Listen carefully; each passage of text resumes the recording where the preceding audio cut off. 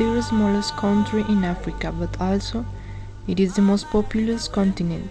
Its capital is Kigali.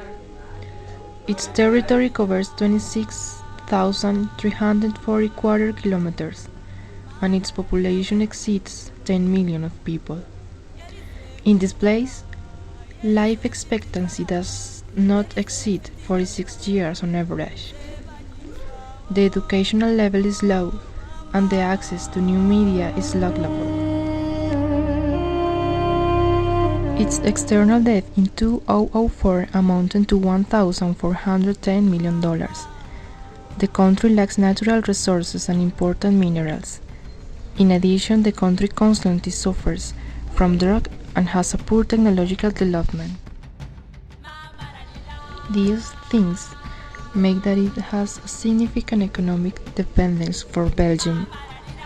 In addition, imports from Kenya and Germany an estimated $220 million.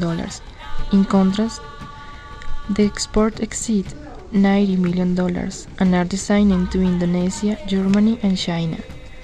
The main products to export are coffee and tea Arabic. Mining is the second activity of the country, highlighting the cassiterite from which zinc is extracted. Also, small amounts of beryllium.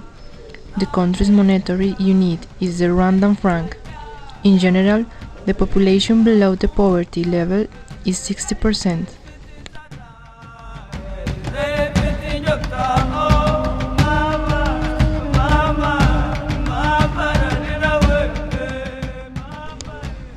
This country is remembered by the conflict between the tribes and genocide recorded in 1994. The perverse impact of the police of the Belgian colonial administration, both in the management of people who previously had coexisted harmoniously, the incompetence, inefficiency, and to some extent the United Nations.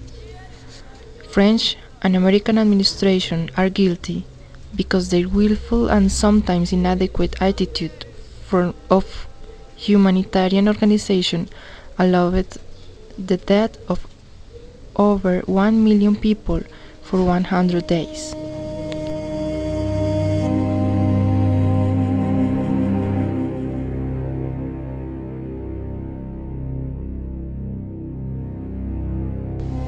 Good afternoon. Can you tell us where are you born? I was born in Rwanda, in a small Central African country.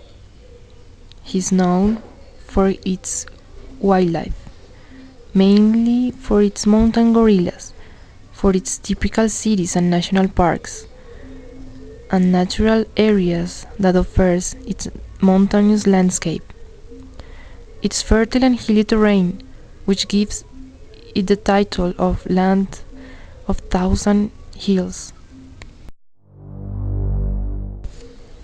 How is the life in your country? The dependence on subsistence agriculture. I mean, that it doesn't overcome from commercial activity. It is only enough in order to survive. It happens because the high population density and growth leads the reducing soil fertility besides the uncertain climate makes of Rwanda a country where chronic malnutrition is widespread and poverty is prevalent. We know what happened there in 1994, but could you tell us a little about that event? You see, in my country there are three groups of people. The Hutu that correspond to 85% of population, Tutsi who are 14, and Tuwa are the indigenous population. They all speak a common language, Kinyarwanda, and share many of cultural traditions. However, a long time ago, they were divided because the invasion settlers of the Belgians. This terrible event took place when the signing of peace among people was nearer. It has been the cruelest and bloody massacre. 100 days of horror broken out on Rwandan territory. A genocide perpetrated by Hutu population, exterminating all Tutsi. More than 800,000 people died in front of the indifferent eyes of the international community. Could you explain how did people overcome this terrible tragedy?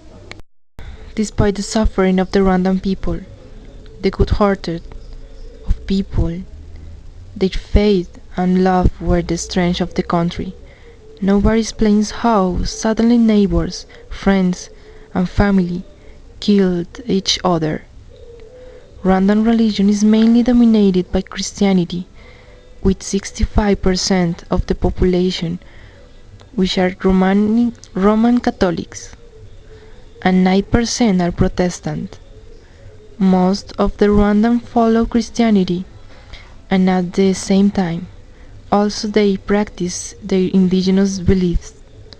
Second after Christianity, the Rwandan religion is dominated by Muslim, which represent 1% of the total population.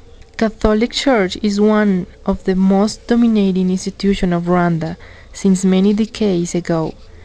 The Catholic Church was introduced by the German and Belgian settlers, and it was meant both Hutu and Tutsi. Many of Rwandans think that the church was responsible for the rise of Hutu tribe.